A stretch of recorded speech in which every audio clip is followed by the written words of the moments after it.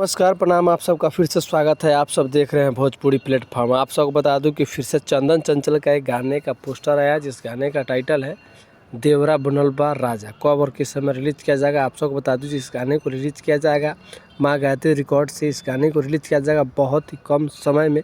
आप सबके बीच में इस गाने को रिलीज किया जाएगा देवरा बनल बा राजा।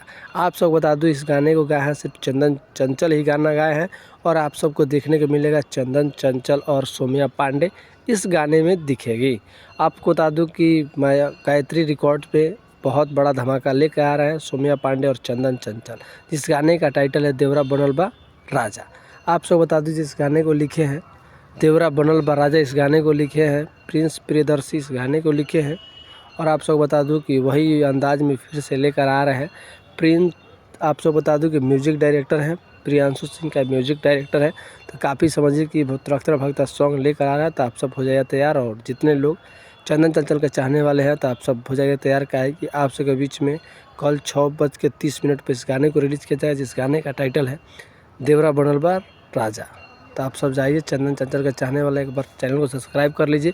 इसी तरह का खबर और इसी तरह का वीडियो देखने के लिए भोजपुरी प्लेटफॉर्म यूट्यूब चैनल को सब्सक्राइब कर लीजिए।